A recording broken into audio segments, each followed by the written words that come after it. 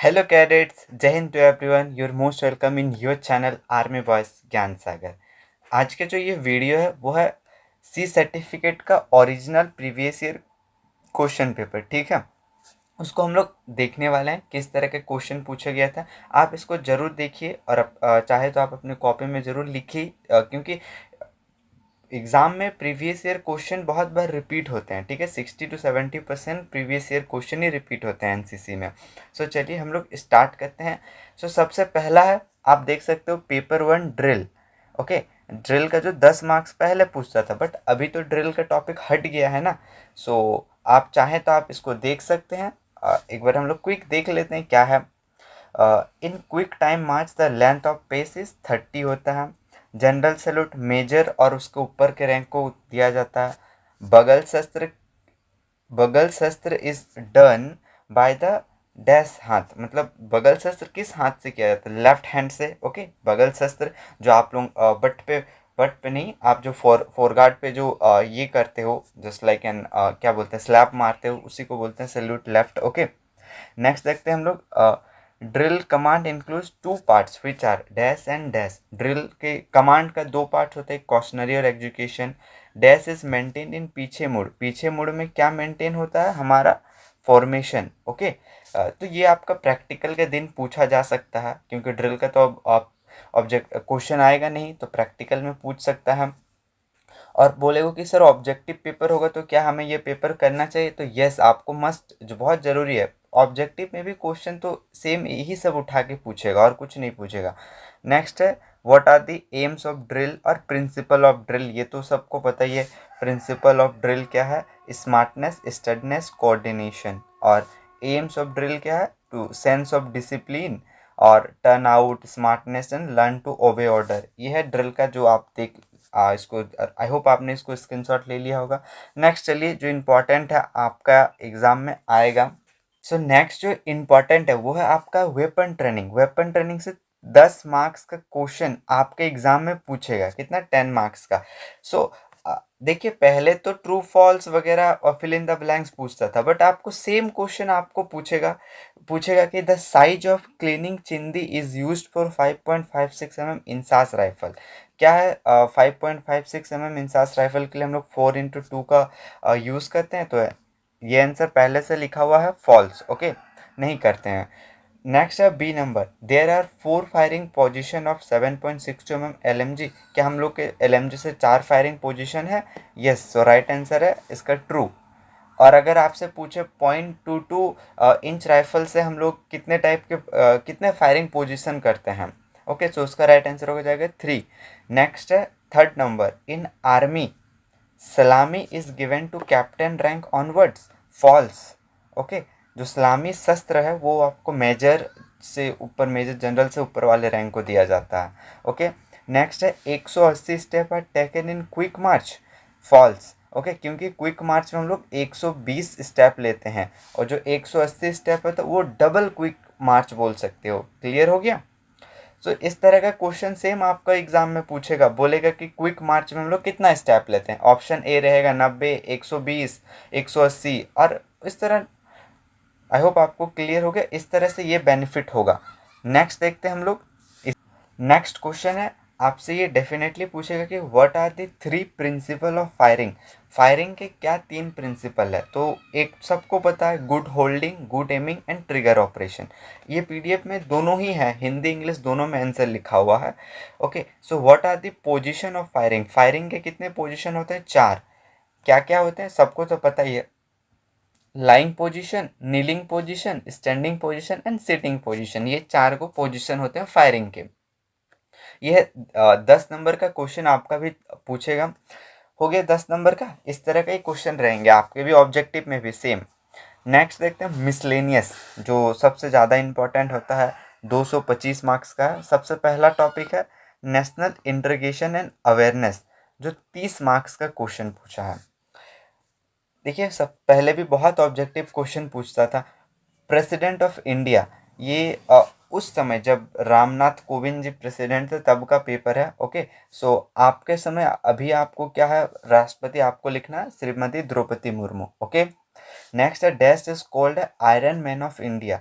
भारत का लौह पुरुष कहा जाता है सरदार वल्लभ भाई Patel, okay, iron man of India. और इसकी स्टेचू भी बनी हुई है गुजरात में, स्टेचू ऑफ यूनिटी के नाम से जाना जाता है। नेक्स्ट है Dronacharya award is given to the best. जो द्रोणाचार्य अवार्ड है किसको दिया जाता है? बेस्ट कोचेस को, ओके। और अर्जुन अवार्ड पूछेगा तो वो खिलाड़ियों को। नेक्स्ट है D number, constitution of India was adopted on. देखिए भारत का कॉन्स्टिट्यूशन को कब अडॉप्ट किया गया बताइए। भारत का संविधान डैश को अपनाया गया 26 नवंबर 1949, ओके। और लागू कब किया गया होता तो 26 जनवरी 1950 को लागू होता है, ठीक है। आपको याद रखना, दिमाग में सेट करना कि अडॉप्ट किया गया 26 नवंबर 1949 और लागू किया गया 26 जनवरी 1950। चलिए, India derive it's name from the river.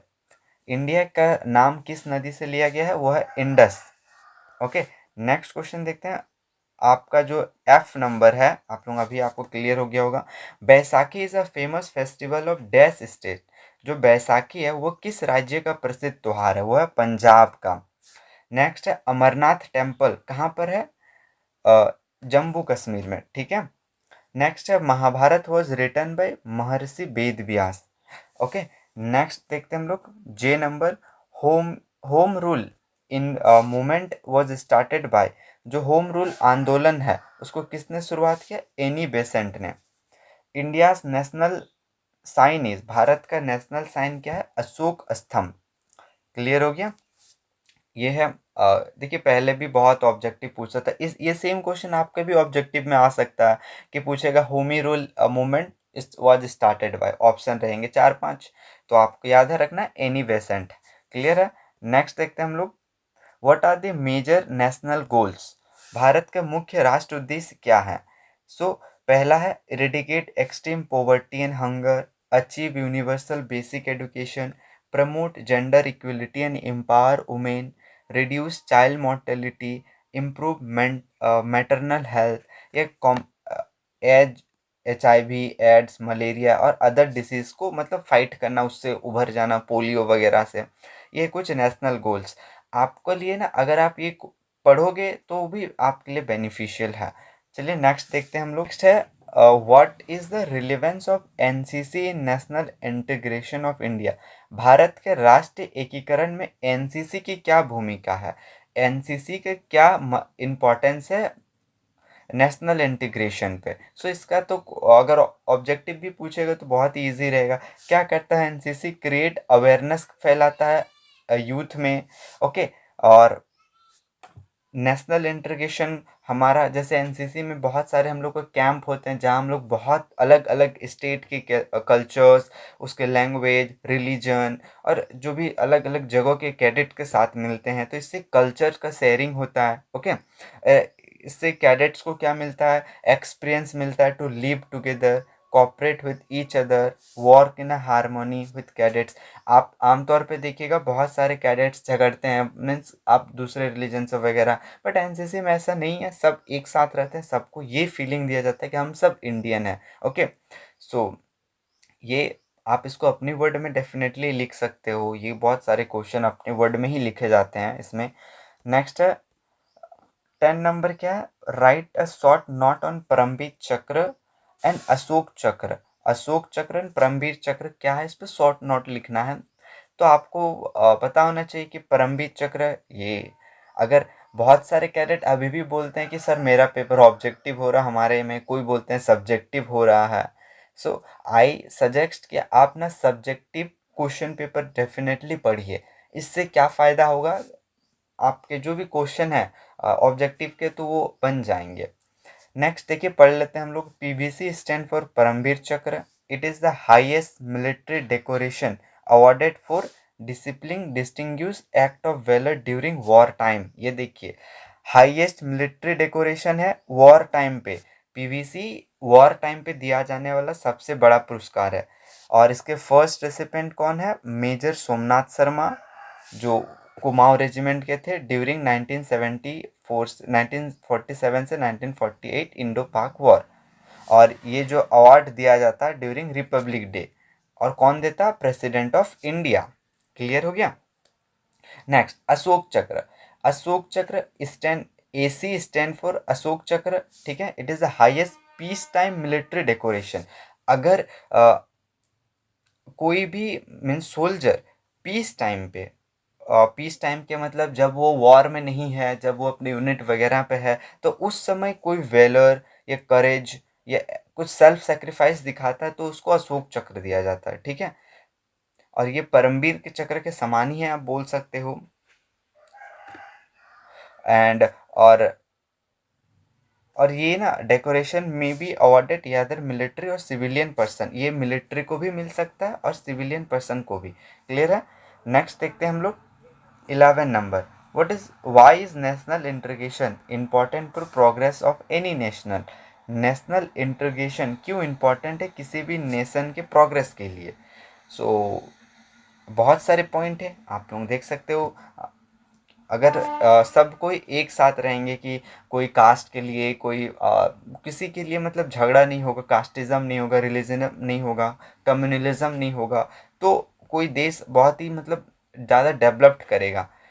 Maintenance of sovereignty के लिए, मेंटेनेंस पीस और हारमोनी के लिए हमें नेशनल इंटीग्रेशन चाहिए, ग्रोथ और डेवलपमेंट चाहिए, एडुकेशन, पॉवर्टी, ये बहुत सारे पॉइंट हैं। Just you can go through it this. And objective में क्या होगा? सेम क्वेश्चन रहेगा, national integration important for progress, और बहुत सारे ऑप्शन दिए रहेंगे और एक ऑप्शन गलत रहेगा, बस सेम है। आप इसको पढ़िएगा तो आप इजीली वो कर लेगो। नेक्स्ट देखते हैं 12 number. Describe what are the hindrance of national integration. ये तो ऑब्जेक्टिव क्वेश्चन में डेफिनेटली पूछेगा कि अगर ऑब्जेक्टिव पेपर हुआ तो आपका हिंड्रेंस ऑफ नेशनल इंटीग्रेशन, राष्ट्रीय एकीकरण में आने वाले बाधाओं के बारे में विस्तार से लिखिए। क्या क्या मतलब बाधाएं हैं? एक होता है cultural aspect, culturally different different होना, इससे एक दूसरे के साथ मिलने में प्रॉब्लम होता। Political motives, lack of education, जातिवादी होना, रीजनलिज्म होना, लिंग्विस्टिक होना, social disparity, communalism, economical inequalities, कोई अमीर है कोई गरीब है, इससे भी मतलब नेशनल इंटीग्रेशन पे प्रॉब्लम है। करप्शन तो है ही। ये सारे कुछ नेशनल इंटीग्रेशन के हिंड्रेंसेस है। अब नेक्स्ट है पर्सनालिटी डेवलपमेंट एंड लीडरशिप का 70 मार्क्स का, ओके, सबसे बड़ा टॉपिक रहता है। चलिए देखते हैं इसका क्या होगा। क्वेश्चन से स्टार्ट है। NCC was started in the year. NCC किस ईयर में स्टार्ट हुआ? तो 1948, और ईयर डेट पूछता तो 15 जुलाई। The quit India movement 1942। The festival of Bihu Assam में। A healthy dash is the core determinant of a strong personality.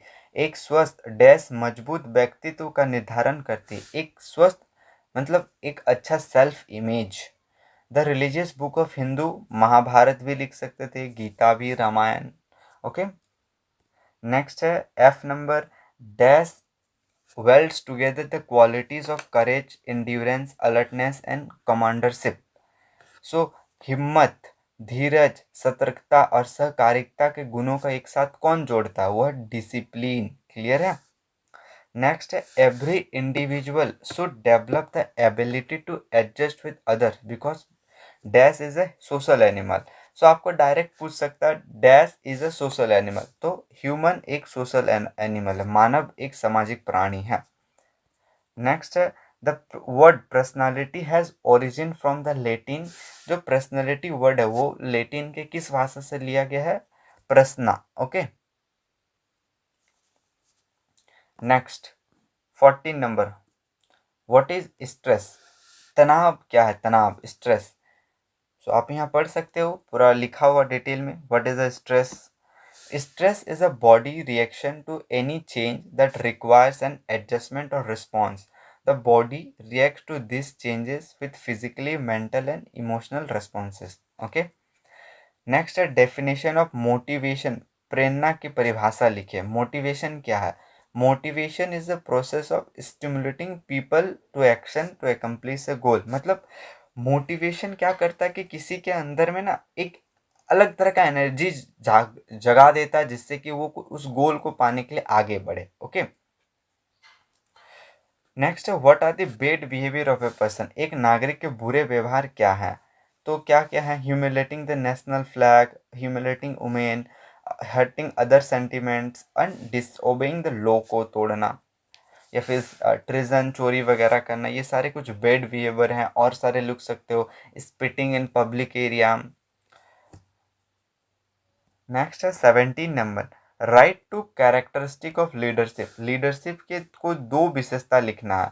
अगर दो विशेषता बोले तो आपको 5 तो लिखना ही है, क्योंकि 3 नंबर का क्वेश्चन है। देखिए ना, दो को ही लिखोगे तो 3 नंबर नहीं मिलेगा आपको, 3 तो लिखना ही है।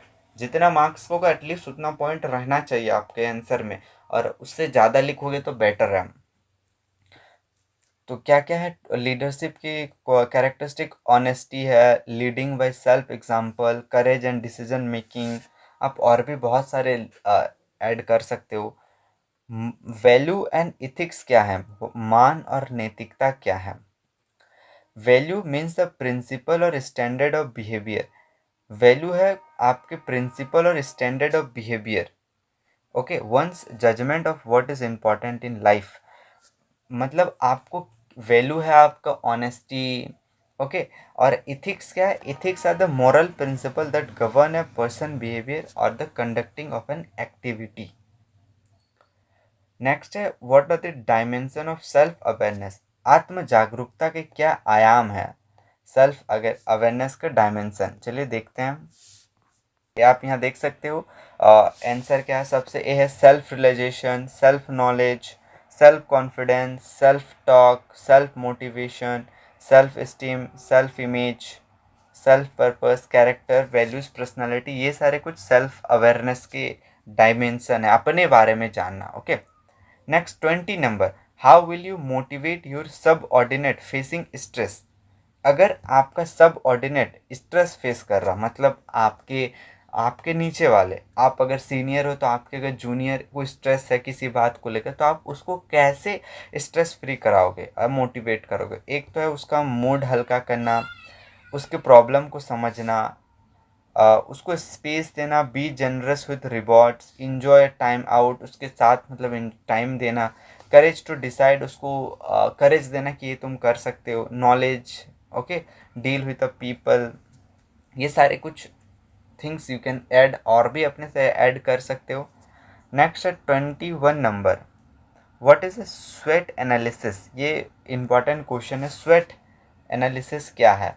सो स्वेट का फुल फॉर्म जानना आपको। स्वेट का यूज़ किया जाता है आपके इंटरनल और एक्सटर्नल क्वालिटीज़ को जानने के लिए। So S for strength, W for weakness, O for opportunity, T for threats. So पहले वाले दो जो हैं वो आपके इंटरनल एक्सप्लोरेशन है। स्वेट का यूज़ किया जाता है एक्सप्लोरेशन के लिए, सेल्फ एक्सप्लोरेशन के लिए, अपने आप को जानना, स्ट्रेंथ हो गया, अपने स्ट्रेंथ को और वीकनेस को पहचानना, और अपॉर्चुनिटीज़, आप जो करना चाहते हो उसमें क्या अपॉर्चुनिटीज़ है, और उसमें आने वाले थ्रेट्स को जानना, वो है सेल्फ एक्सप्लोरेशन का इंटरनल और external things. Okay, next 22 number, what are the types of etiquette, शिष्टाचार के प्रकार क्या हैं। सो इटिक्वेट का तो जो भी आपके मन में आ जाए, जैसे social etiquette, bathroom etiquette, eating etiquette, speaking etiquette, meeting etiquetted etiquette, washroom, wedding. So जो मन आपके काम आए, जो भी काम में आए ना, स्कूल एटिक्वेट, बस लास्ट में एटिक्वेट ऐड कर देना है। ओके, सो ये बहुत ही ईजी क्वेश्चन रहता है, एटिक्वेट शिष्टाचार। नेक्स्ट है 23 number, role of NCC in personality and character development. So ये मैं, आप देखिएगा ये क्वेश्चन ना बार बार रिपीट हुआ। इससे पहले भी मैं एक प्रीवियस ईयर करवाया तो उसमें भी ये क्वेश्चन था। सो एनसीसी का क्या रोल है पर्सनालिटी और कैरेक्टर डेवलपमेंट में। तो सबसे पहला पॉइंट वाइज लिखा हुआ है, एक है ड्रिल, ड्रिल से हमें क्या बेनिफिट होता है वो आपको लिखना है।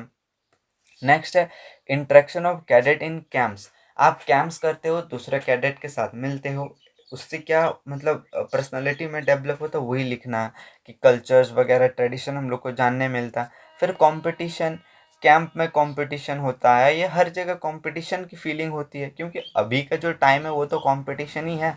नेक्स्ट है स्पोर्ट्स एंड एडवेंचर एक्टिविटीज़, आपके स्पोर्ट्स वगैरह हो गए, एडवेंचर एक्टिविटीज़, ये सारे कुछ इम्पॉर्टेंट 4 पॉइंट है, यही है मेजरली। आप और कुछ चाहें तो आई डोंट थिंक आप और कुछ आपको एरिया मिलेगा जहाँ आप एड ऑन कर सकते हो। सो ये 4 तो आपको याद रखना है। ओके, नेक्स्ट क्वेश्चन देखते हैं हम लोग क्या इसमें। 24 number, what are the basic element of communication, संचार के मूल तत्व क्या हैं। ओके, कम्युनिकेशन के बेसिक एलिमेंट, एक है सेंडर, जो सेंडर से मैसेज करेगा, जो आप मैसेज जो भी आप लिख रहे हो, इनकोडिंग, फिर चैनल किस मीडियम से आप भेजोगे, रिसीवर जो रिसीव करेगा, फिर डिकोडिंग, उसको डिकोड करके फिर से वो उसका फीडबैक भेजेगा। ओके, और ये तो नॉइज वगैरह ये कॉन्टेक्स्ट ये हटा देना, आप यहीं तक लिखना, जी नंबर तक 7 गो, ठीक है। नेक्स्ट है 25 number, what are the factors which determine individual personality, कौन से कारक इंसान में व्यक्तित्व को निर्धारित करते हैं। इंडिविजुअल का पर्सनालिटी किससे डिसाइड होता है, मीन्स आपके पर्सनालिटी को डिसाइड करने में क्या क्या फैक्टर्स हैं।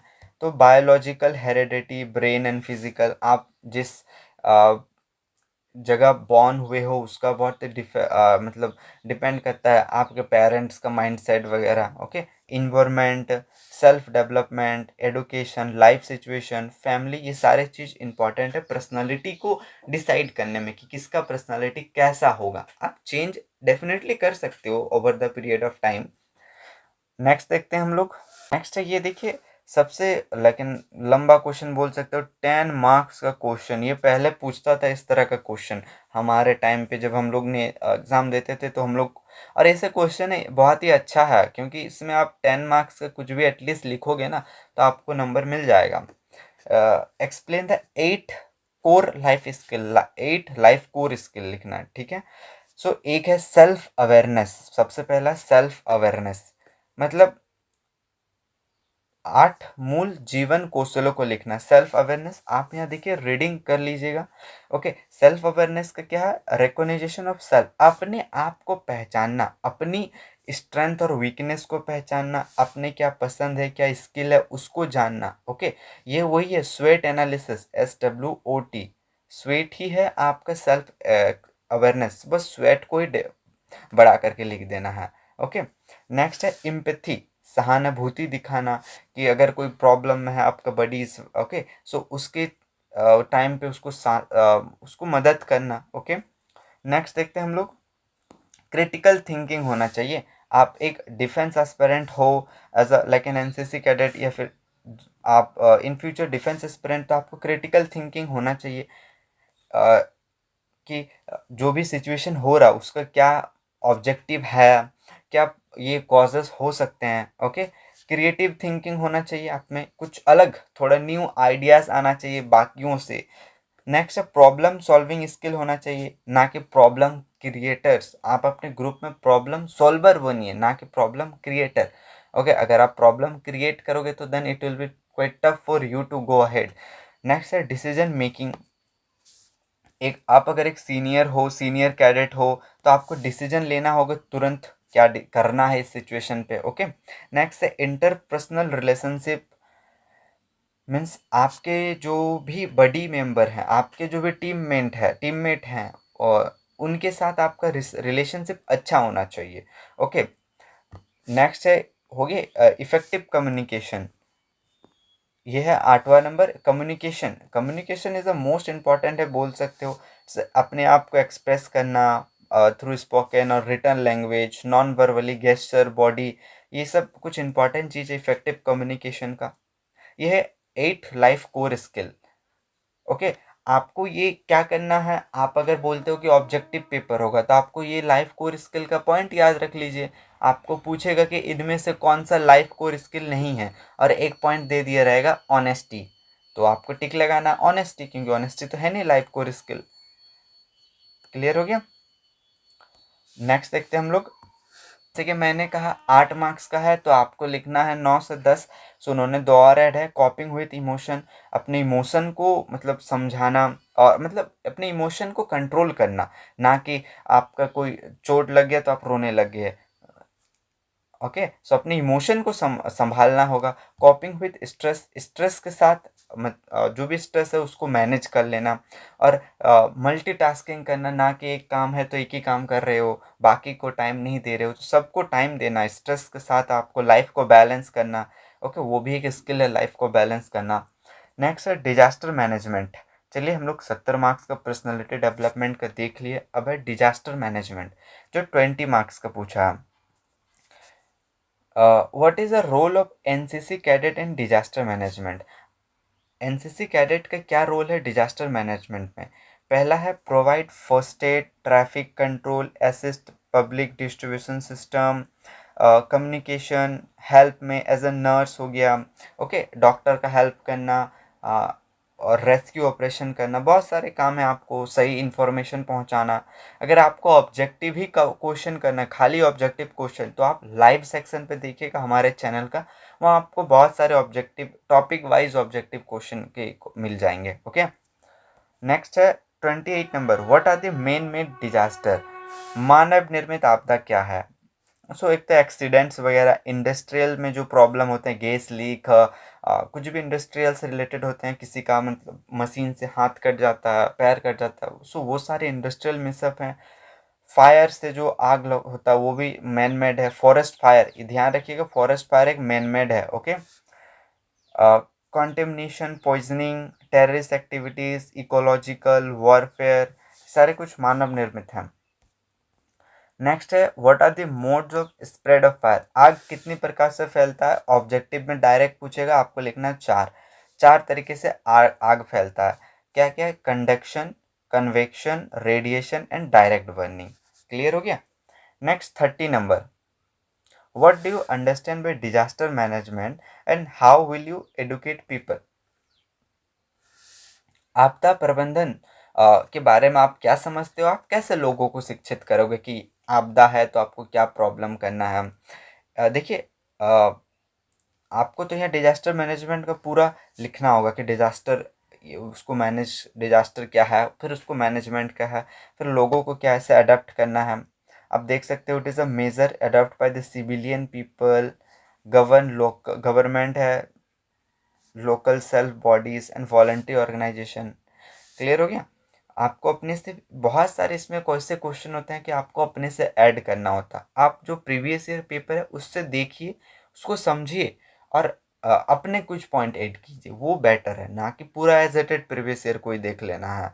आपको, मेरा ये तरीका था कि मैं प्रीवियस ईयर क्वेश्चन करता था, उसको देखते थे, और अपने से बहुत सारे कुछ ऐड करना है। ओके, तो ही आपको फुल मार्क्स मिलेगा, क्योंकि बहुत सारे कैडेट्स तो पेपर देख रहे हैं ना, तो सब तो सेम हो जाएगा, फिर आपको अपना कुछ ऐड करना होगा। नेक्स्ट है social awareness and community development, जो एसएससी सीडी बोलते हैं, 30 मार्क्स का, 30 से 35 पूछता। पहला, write the child abuses, type of child एब्यूसेस।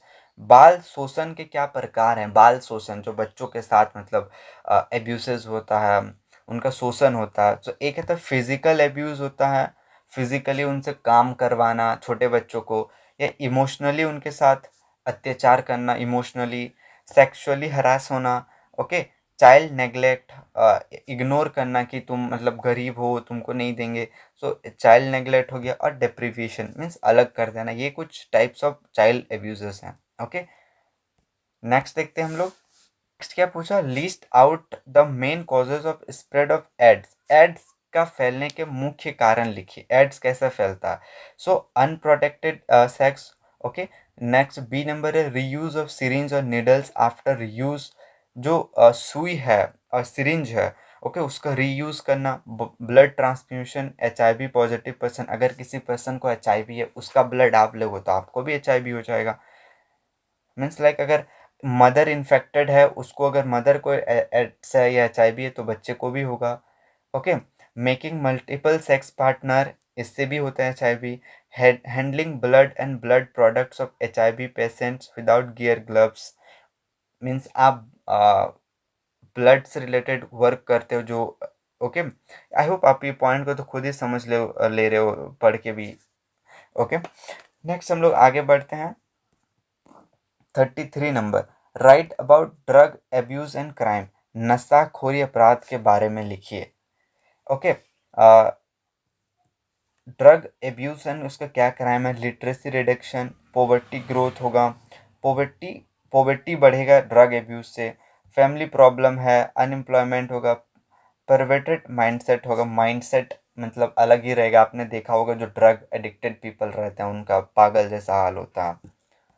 Next है types of social service, social service के प्रकार, समाज सेवा, so promotion of employment, family welfare, aerial clinics, old age support, tree plantation वगैरह बहुत सारे, पोलियो आप जो पोलियो ड्रॉप एनसीसी के थ्रू आप जाते हो वो भी बहुत सारी चीज़ें आप लिख सकते हो। नेक्स्ट है write down common causes of cancer, cancer के कॉमन कॉजेज क्या हैं, 35 नंबर।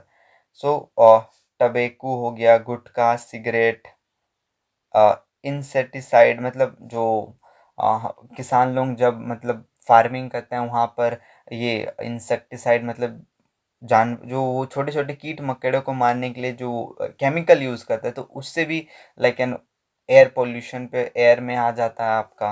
ओके, जो पॉइजनस केमिकल होता है, एटमॉस्फेरिक पोल्यूशन, ड्रग्स वगैरह। नॉन गवर्नमेंट ऑर्गेनाइजेशन एनजीओज के नाम लिखना है। सो ऑब्जेक्टिव के लिए इंपॉर्टेंट है, क्राई हो गया, child relief and you, HelpAge India, people for animal, PFA, international red cross, rural development trust, okay, smile foundation, Prathna education foundation.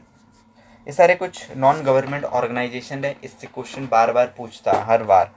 Next देखते हैं 37 number, what first aid should be given on snake bite, सांप के काटने पे कौन सा प्राथमिक उपचार देना चाहिए।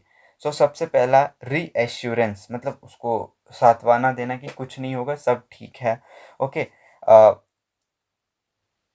उस पर्सन को स्टिल मतलब लेटा देना और उसको आराम देना है। और जो भी घाव है उसको तो वॉश करना है अपने से सॉप और वाटर से, ice packs over the wound, treat for shock, transfer the patient, तुरंत उसको हॉस्पिटल लेके जाना है। एंड एंड जो लाइक इन अल्कोहल वगैरह हम लोग देते हैं ना, कांच वगैरह से कट जाता है तो अल्कोहल करते हैं या यूरिन दे देते हैं कि ठीक हो जाएगा बोल के, तो वो सब नहीं करना, हमको हॉस्पिटल पे ले जाना है। और ये भी ध्यान रखना है कि आपको ये भी याद करना है कि what was a type of a snake, वो स्नेक किस प्रकार का था, क्या था, तो आपको उस हिसाब से वहाँ एंटीवायरस मिल जाएगा, तो इससे जल्दी हो जाएगा आपका ठीक होने में। नेक्स्ट टॉपिक आपका हेल्थ एंड हाइजीन, जो 30 मार्क्स का क्वेश्चन है, चलिए देखते हैं। Between sprain and strain, sprain क्या होता है, मोच और तनाव। ओके, स्प्रेन क्या है, रेंचिंग ऑफ लिगामेंट्स, जो आपके लिगामेंट। ओके, लिगामेंट कहाँ पर रहता है, घुटनों, दो हड्डियों के बीच के जॉइंट को बोलते हैं लिगामेंट, तो उसमें खिंचाव आना उसको बोलते हैं स्प्रेन, मोच। और स्ट्रेन होता है मांसपेशियों का खिंचाव। और कंपाउंड एंड कॉम्प्लिकेटेड फ्रैक्चर, यौगिक और जटिल तथ्य क्या है। Compound fracture, the broken bones do not rupture the blood vessel and nerves and an open wound is caused. In complicated fracture, the broken bones ruptures the blood vessel and the nerves and also causes injury to the internal organs. So ये जो fracture है objective में नहीं पूछेगा, but हाँ अगर subjective paper होता है तो फ्रैक्चर से रिलेटेड क्वेश्चन इंपॉर्टेंट बन जाते हैं। नेक्स्ट देखते हैं हम लोग, how can we keep cleanness around the homes, घर के आसपास किस तरह की सफाई रख सकते हैं, होम्स अपने घर के आसपास। सो ये अपना अपने आंसर अपने से लिखने वाला है, मीन्स कचरा नहीं फेंकेंगे आसपास। ओके, ऑर्गेनिक हम लोग क्या करते हैं, अपने घर का कचरा वगैरह आसपास में फेंक देते हैं, तो इंस्टेड ऑफ दैट हम लोग डस्टबिन लगाएंगे, डस्टबिन पे डालेंगे और फिर एक ही बार में उसको बाहर लेके जाएंगे। ओके, और don't let dirty water collect around your cleanness, और आपके होम होम के अराउंड पे मतलब गंदा पानी जमा नहीं होने देना है, उससे क्या होता है कि मच्छर वगैरह फैलते हैं। 40 नंबर देखिए, 40 number, what are the ingredient of balance diet, संतुलित आहार के लिए कौन से खाद्य पदार्थ सामग्री जरूरी है। सो क्या क्या जरूरी है, protein, fat, calcium, carbohydrate, vitamin, iron, ये सारे कुछ। नेक्स्ट देखते हैं, what are the communicable disease and what are their classification. Communicable disease मतलब जो एक दूसरे संपर्क में आने से फैलते हैं हम, क्या क्या टाइप होते हैं। इंसेक्ट बॉर्न डिजीज है, सेक्सुअल ट्रांसमिटेड डिजीज जैसे HIV एड्स हो गया, कॉन्टैक्ट डिजीज फीवर वगैरह, COVID-19, एक्सटर्नल डिजीज एक्सक्रीमेंटल डिजीज हो गया, एनिमल बॉर्न डिजीज या एनिमल के संपर्क में आने से जो डिजीज होता है, वाटर बॉर्न डिजीज हो गया, वाटर से होने वाले डिसेंट्री डायरिया वगैरह। ओके, नेक्स्ट देखते हैं हम लोग। नेक्स्ट टॉपिक आपका एडवेंचर ट्रेनिंग से 20 मार्क्स का क्वेश्चन पूछा है। ओके, 20 मार्क्स का क्वेश्चन। और what are the types of adventure activities, two example of each. तीन तरह के एडवेंचर एक्टिविटीज होते हैं, एक तो land waste, water waste, air waste. Okay, और लैंड वेस्ट का ट्रैकिंग हो गया, रॉक क्लाइंबिंग जो आर्मी विंग वाले करते हैं, वाटर वेस्ट सेलिंग राफ्टिंग जो नेवी विंग के NCC कैडेट करते हैं, एयर वेस्ट हो गया ग्लाइडिंग पैरासीलिंग, ये एयर विंग वाले करते हैं। बस वही तो है। Name some land based adventure activities organised by DGNCC। मतलब DGNCC कहाँ कहाँ और किस एरिया पे एडवेंचर एक्टिविटीज कराती है। तो एक ट्रैकिंग हो गया, साइकिल हो गया, scooter, mop expedition, rock climbing और माउंटेनरिंग। आप पैरासेलिंग भी लिख सकते हो, पैरा जंपिंग भी तो होता है ना NCC में, जो DGNCC करवाती है। नेक्स्ट देखते हैं 44 number, what are main objective of adventure activities. जो एडवेंचर एक्टिविटीज का मेन ऑब्जेक्टिव क्या है। सो सबसे पहला है develop bravery, inquisitiveness and practical aspect, develop endurance, patience, self confidence, team spirit and association in cadets. Okay, next है love for the nature के, ये में लव मीन्स अपने अंदर जगाना नेचर को लेके, इन्वायरमेंटल क्लीननेस और स्पिरिट और नेशनल यूनिटी और इंटीग्रिटी को प्रमोट करना। नेक्स्ट है what are the eligibility criteria for mountaineering expedition. Mountaineering camp करना चाहते हो तो क्या एलिजिबिलिटी होना चाहिए। Cadet must have done basic mountaineering course, आपको बेसिक माउंटेनरिंग कोर्स किए हुए होना चाहिए। नेक्स्ट है मस्ट फिजिकली फिट होना चाहिए आपको, must free from disease like BP, asthma, blood pressure का प्रॉब्लम नहीं होना चाहिए, मस्ट भी मेंटली फिट होने चाहिए, तभी ना आप पहाड़ों पे चढ़ पाओगे। पिछले साल तो एक NCC कैडेट ने चढ़ी थी, ओके, उसका नाम मुझे याद नहीं है, 2024 हुई मार्च अप्रैल टाइम पे। इस साल भी अप्रैल मई में ये कैंप होता है। आपको अगर कोई NCC कैडेट इस बार भी चढ़ती है तो न्यूज़ में डेफिनेटली आएगा। नेक्स्ट देखते हैं हम लोग इन्वायरमेंटल अवेयरनेस एंड कंजर्वेशन, इससे 20 मार्क्स का क्वेश्चन पूछता है। How many types of environment, दो तरह के होते हैं, फिजिकल इन्वायरमेंट, बायोलॉजिकल। फिजिकल पे लैंड हो गया, एयर हो गया, वाटर। बायोलॉजिकल पे प्लांट और animal.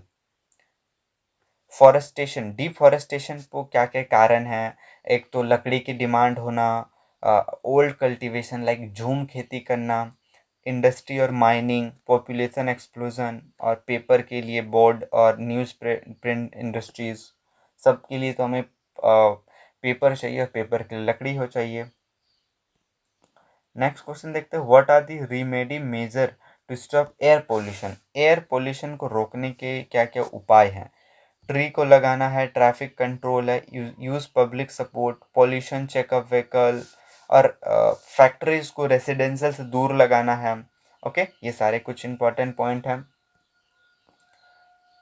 What is global warming, वैश्विक तापमान क्या है, ग्लोबल वार्मिंग। सो ग्लोबल वार्मिंग क्या, आपको तो आइडिया है ही ग्लोबल वार्मिंग का। जो अर्थ का टेम्परेचर का बढ़ना है, कोई हम लोग ग्लोबल वार्मिंग करते हैं, कहते हैं। क्यों बढ़ता है, कार्बन डाइऑक्साइड गैस हो गया, CFC हो गया, जो ग्रीन हाउस इफेक्ट प्रोड्यूस करता है, उसी से हमारा जो अर्थ का टेम्परेचर है वो बढ़ जाता है। ओके, इसको आप अपने से और ही एलोब्रेट करके लिख सकते हो। ग्लोबल वार्मिंग की वजह से लाइक एन आइस मेल्ट हो जा रहा है। ओके, नेक्स्ट देखते हैं हम लोग, क्या हमारा नेक्स्ट कोई जो जो मैंने बताया है ग्लोबल वार्मिंग की वजह से फूड क्रॉप्स वगैरह सब प्रॉब्लम हो रहे हैं। अब है ऑब्स्टिकल ट्रेनिंग, 5 मार्क्स का, 5 से 10 मार्क्स का पूछता है। Write down 5 obstacle which are common for SD और SW कैडेट्स फॉर TSC। थल सैनिक कैंप में लगने वाले 5 ऑब्स्टिकल जो कि SDSW छात्रों के लिए समान है।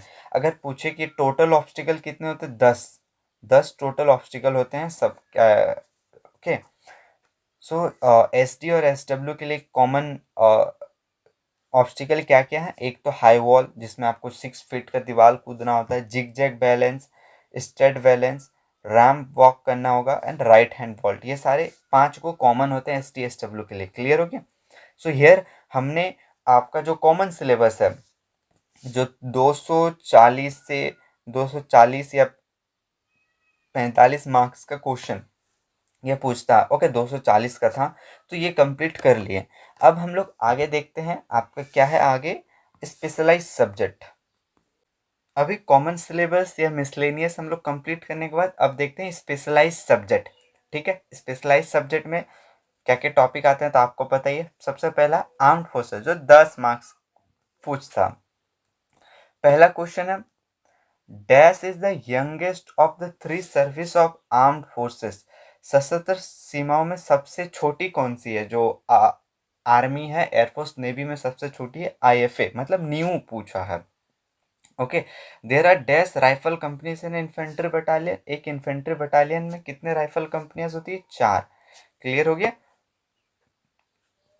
Indian dash force dash and awards are of 2 categories, they are dash and dash. मतलब इंडियन आर्म्ड फोर्सेस में जो ऑनर्स है वो 2 कैटेगरी का मिलता है, गैलेंट्री और एक non gallantry.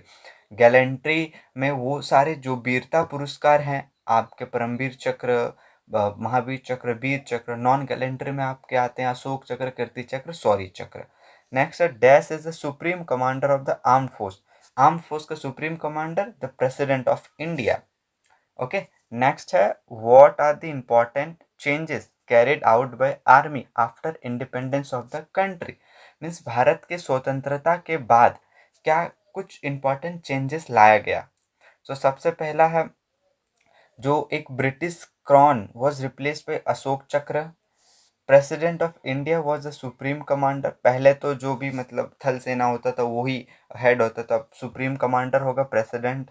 All the 3 service army, navy, air force have separated chief, सबके अलग अलग चीफ हैं। The recruitment in the army was done from all religions, सारे रिलीजन के लोग सिलेक्ट हो सकते हैं। NCC स्टार्टेड हो गया कॉलेजेस में।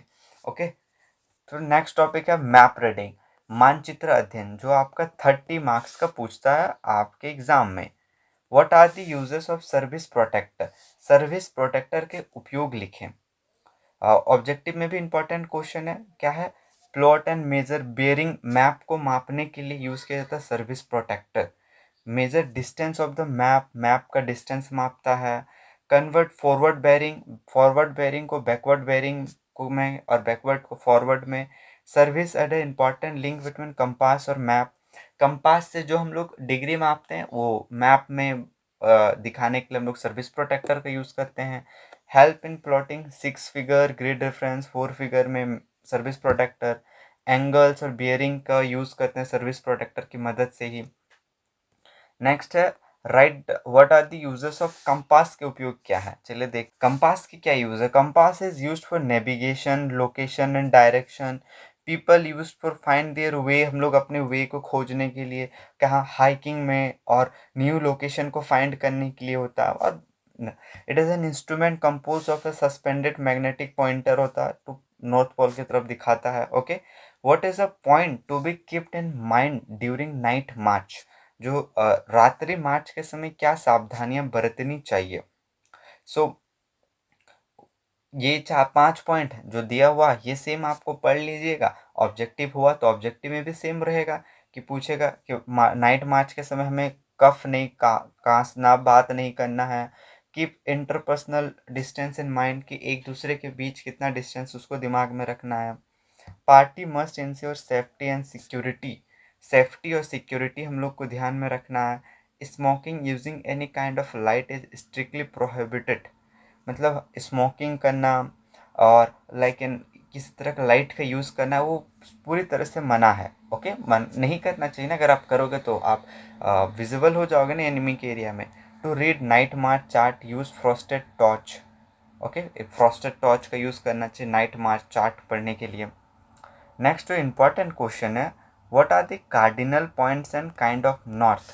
Cardinal points and north, cardinal points mainly चार होते हैं, जो चार डायरेक्शन होते हैं, नॉर्थ, ईस्ट, साउथ और वेस्ट। अब डिग्री भी लिख दिया है नॉर्थ पॉइंट्स को, अब जितना आप डिटेल्स में चाहो तो नॉर्थ पॉइंट को 0, ईस्ट को 90, साउथ को 180, वेस्ट को 270। और additionally cardinal points are intermediate with a major direction. Three types of north हैं, true north, magnetic north and grid north. Next है इंपॉर्टेंट क्वेश्चन जो हर बार पूछा है, GPS. What is a short notes on GPS.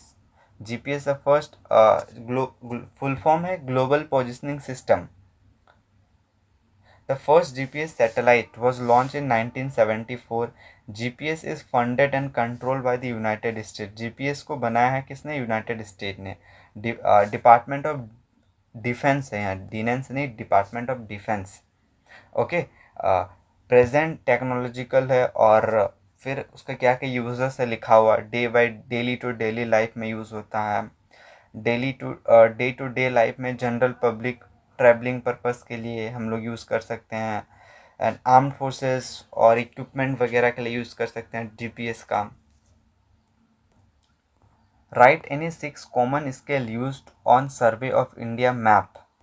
India के जो सर्वे करते हैं तो उस समय किस तरह के मैप्स का यूज़ किया जाता है। डिफरेंट टाइप्स ऑफ मैप होता है depending on their scale and there use. एक होता है Atlas maps, small scale maps होता है तो होल कंट्री, कंटिनेंट, ओशियन को दिखाता है, जो हम लोग पढ़ते भी हैं। टोपोग्राफिकल मैप जो जोग्राफिकल एरिया को दिखाता है। रिलीफ मैप, सॉलिड मैप्स होता है, actual mode of the ground. Rail और रोड मैप्स होता है, डिफरेंट टाइप्स का मैप होता है। जियोग्राफिकल मैप्स होता है। नेक्स्ट और होता है स्टैटिकल मैप्स, जो मतलब डाटा को दिखाता है कि 2024 में कितने पास हुए, 25 में कितने, तो इस तरह के इंडस्ट्रियल एरिया, पॉपुलेशन, ये सब कुछ स्टैटिकल डाटा, ये 6 टाइप के डाटा। आप यहाँ पॉलिटिकल भी ऐड कर सकते हो। 7 तरह के डाटा होते हैं, टोटल मैप्स होते हैं। नेक्स्ट है field craft and battle craft, 25 marks का पूछता है एफसीबीसी। सो पहले कुछ ऑब्जेक्टिव क्वेश्चन है। Dash is a knot used for join two band ropes of unequal thickness. Unequal thickness के दो रोप को जोड़ने के लिए लोग सीट बैंड का यूज करते हैं। कितने टाइप्स के ग्राउंड होते हैं? 4 टाइप्स के। Okay, dash section formation is use for negotiating obstacle like ditches. देखिए इसमें आंसर पहले से लिखा हुआ है, आपके एग्जाम में डैश दिया हुआ रहेगा, खाली जगह। आप देखिए हिंदी में आंसर लिखा हुआ नहीं है, इंग्लिश में है, मतलब इंग्लिश का आंसर। ये आंसर सीट है सी सर्टिफिकेट का, ये आंसर सीट है। क्वेश्चन सीट में आपको आंसर खुद लिखना होगा। सो लेकिन 6 तरह के सेक्शन फॉर्मेशन होते हैं, उसमें से डीचेस को पार करने के लिए कौन सा, खाई को पार करने के लिए कौन सा यूज होता है? Single file. Dead ground is the ground which is hidden from the observers view. Dash are the 2 types of patrol, recce and protective. Okay, easy target को हम लोग कैसे इंडिकेट करते हैं? डिस्क्रिप्शन और by direct range of method. Okay, dash is a type of section formation use in a final assault. Final fighting के लिए कौन सा type of section formation important है? Extended line. ओके, नेक्स्ट है dash, dash denotes the area of ground for which a fire unit is responsible and within which it will engage target. So arc of fire. Okay,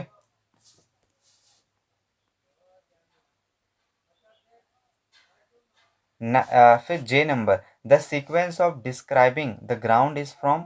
जमीन का वर्णन हम लोग किस क्रम में करना चाहिए? Left to right. Okay, 7.62 mm SLR का effective range, what the hell is this, 100 metre थोड़ी होगा, ये गलत प्रिंट हुआ है, पहले से ही है प्रिंट आंसर शीट में। सो SLR का इफेक्टिव रेंज कितना होता है? सो 300 मीटर्स। ओके, और इंसास का होता है 400 मीटर्स। ये थोड़ा सा ये वाला क्वेश्चन गलती है, 300 मीटर।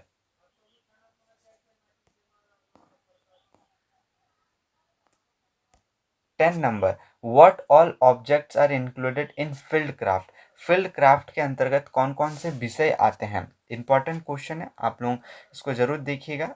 फील्ड क्राफ्ट के अंदर में कौन कौन से इंपॉर्टेंट टॉपिक आते हैं? डिस्क्रिप्शन ऑफ ग्राउंड, ऑब्जर्वेशन और concealment, judging distance, recognization, description of target, movement with and without arms, ये सारे टॉपिक हैं जो फील्ड क्राफ्ट में हम लोग पढ़ते हैं। ओके, एंड नेक्स्ट होता है right the various method of indication of landmark, स्थलों के संकेत के विभिन्न तरीकों को लिखे।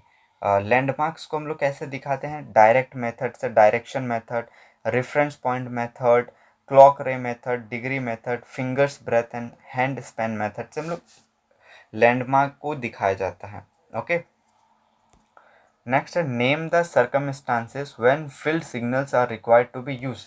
कब हम लोग फील्ड सिग्नल का यूज करते हैं? हैंड का, वेपन का। ओके, तक तो आंसर यहाँ पर है फील्ड सिग्नल का यूज़ हम लोग किस लिए करते हैं? अपने कमा ऑर्डर्स देने के लिए, कंट्रोल करने के लिए ट्रूप्स पे।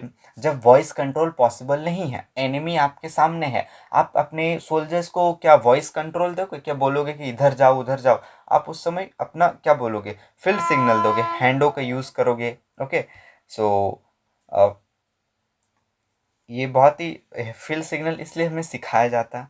नेक्स्ट है introduction to infantry weapons and equipment. Infantry weapons और इक्विपमेंट जो 15 मार्क्स का पूछा हम। Length of 5.56 mm INSAS rifle कितना होता है? एक 1110 millimetre. The battalion support weapon क्या है? 81 mm मोटार और anti tank guided missile. Modes of fire, INSAS में कितने तरीके से हम लोग फायर कर सकते हैं? 3 तरीके से। एक होता है सिंगल, सॉरी 3 नहीं, 2 तरीके से, single shot and 3 round burst. दो टाइप के हम लोग फायर करते हैं इंसास में। एक होता है एक बार ट्रिगर दबाओगे तो एक बुलेट, और एक होता है एक बार ट्रिगर में 3 बुलेट। ये 2 टाइप के फायरिंग होता है इंसास में। नेक्स्ट है इंपॉर्टेंट क्वेश्चन है, important features of 5.56 mm INSAS rifle compare to 7.62 mm SLR। SLR की तुलना में इंसास कैसे बेटर वेपन है? ओके, ये प्रीवियस ईयर में पूछा है और आपका भी पूछ सकता है। देखिए क्या है, with lesser calibre of the weapon, lighter weight है। इंसास है जो कम वेट का है SLR की तुलना में। ओके, और इंसास का मेटलर्जी वेपन को मीन्स अच्छे टाइप से बनाया गया है बोल सकते हो, उसका बनावटी अच्छा है। इसमें ज़्यादा क्लीनिंग की ज़रूरत नहीं है इंसास राइफल में compare to SLR। Plastic furniture होता है, इंसास में प्लास्टिक होता है, उसका मैगजीन होता है ट्रांसपेरेंट होता है, मतलब अब बाहर से देख सकते हो कितनी बुलेट्स खाली है। ये बेनिफिट देता है। और इंसास का बैनॉइट मल्टीपर्पज़ होता है, उससे आप रॉकेट लॉन्च भी कर सकते हो इंसास से, जो आप SLR से नहीं कर सकते। The piston and bolt are combined, the bolt is rotating leading to the faster rate of fire होता है। और हम लोग SLR से, सॉरी इंसास से 3 राउंड ब्रस्ट मार सकते हैं। और हम लोग इंसास को लेकिन बट को भी फोल्ड कर सकते हैं। ओके, जैसे AK-47 में किया जाता है। तो बहुत सारे बेनिफिट हैं, ये कुछ आपको याद रखना है। नेक्स्ट देखते हैं which weapons are included in infantry section. एक इन्फेंट्री सेक्शन पे किस तरह के वेपन रहते हैं? So here are this some, बहुत सारे ऑप्शन हैं, जैसे anti tank guided missile, 81 mm mortar, LMG, MMG, automatic grenade launcher, flame throwers and snipers rifle, एक इन्फेंट्री सेक्शन। नेक्स्ट है मिलिट्री हिस्ट्री जो 20 मार्क्स का पूछता है। Write a short note on battle of Tololing. Tololing के बैटल पे आपको शॉर्ट नोट्स लिखना। तो ये जो 19 कारगिल वॉर के टाइम का है, टोलोलिंग 1999। आप इसको देख लीजिएगा, पढ़िएगा। नेक्स्ट और देखते हैं, बॉक्स में लिखा हुआ टोलोलिंग आप पढ़ लीजिएगा। ओके, नेक्स्ट है 17 number, write name the 5 Kargil war heroes. Kargil war heroes क्या है? मतलब उनके नाम लिखना है। सो एक तो कैप्टन विक्रम बत्रा जिन्हें PVC मिला, कैप्टन मनोज कुमार पांडे जिन्हें PVC मिला, और ग्रेनेडियर योगेंद्र सिंह यादव इन्हें भी PVC मिला है। Captain Anuj Kalia, lieutenant colonel Balbant Singh, major Rajesh Adhikari, major Vivek Gupta, major Padmapani Acharya. बहुत जन ऐसे हैं जो बहुत सारे वीरतापूर्ण कार्य किए हैं, कारगिल हीरोज के नाम। ओके, नेक्स्ट है write A note on Indo पाक वॉर 1965 एंड तस्कन डिक्लेरेशन। जो इंडो पाक वॉर हुआ 1965 में और 1966 में तस्कन डिक्लेरेशन हुआ। जो वॉर हुआ उसके बाद जो शांति समझौता हुआ ना, वही है तस्कंद डिक्लेरेशन। अब यहाँ पूरा डिटेल्स में लिखा हुआ है, अगर आप चाहे तो इसको स्क्रीनशॉट ले लीजिए, यहाँ से यहाँ तक पूरा है, और एक बार अपने से इसको ज़रूर पढ़िएगा। ओके, नेक्स्ट देखते हैं हम लोग 19 नंबर क्या है, और ये इम्पॉर्टेंट है तस्कन डिक्लेरेशन सी के लिए, इससे आपको वॉर के बारे में भी पता चल जाएगा। और एक चीज़ मैं बता दूं, जो ये जब तस्कन डिक्लेरेशन हुआ 10 जनवरी 1966 को, इसके बाद वाला दिन मतलब 11 जनवरी को ही हमारे देश के जो प्रधानमंत्री लाल बहादुर शास्त्री थे, जिन्होंने ये डिक्लेरेशन साइन किया था, उनका डेथ हो गया था। ओके, नेक्स्ट क्वेश्चन देखते हैं हम लोग, इसी में है शायद। चलिए, कम्युनिकेशन कम्युनिकेशन का 5 मार्क्स का क्वेश्चन पूछा है आपसे। Okay, various methods of communication 5 marks का ही पूछता है। एक तो sign language, voice medium, written script, runners और messenger barrier, electronics and digital analog, ये कुछ टाइप्स ऑफ हैं communication. So here we have completed पूरा 350 मार्क्स का रिटर्न में, और 150 का आपका प्रैक्टिकल स्पेशलाइज्ड और आपका कॉमन सिलेबस। सो आपको अगर लगता है कि आपका पेपर ऑब्जेक्टिव होगा, तो आप ये क्वेश्चन को डेफिनेटली पढ़िए। पढ़ने से क्या होगा, आपको सीखने को मिलेगा। अगर मान लीजिए आपका एग्ज़ाम में पूछ देता है तस्कंद डिक्लेरेशन कब हुआ था, आपको कैसे पता चलेगा? आप अगर ये आंसर को पढ़े होगे तो इससे क्वेश्चन पूछेगा तो डेफिनेटली आप लिख लोगे। क्लियर है? तो आपको ये पूरा समझ में आ गया होगा, ठीक है। एंड जो हमने पूरा सी सर्टिफिकेट का पेपर देखा, और ये पेपर आपको अगर चाहिए तो आप you can just join in our Telegram channel Army Boys Gyan Sagar, उसमें आपको ये पीडीएफ भी मिल जाएगा। ओके, इससे क्या होगा कि आप बेटर तरीके से खुद से भी पढ़ सकते हो। And thank you everyone for watching, and और भी इसी तरह के वीडियो के लिए हमारे चैनल से जुड़े रहें। नेक्स्ट हम लोग और इस तरह के लेक्चर देखेंगे। टिल देन, जय हिंद टू एवरीवन।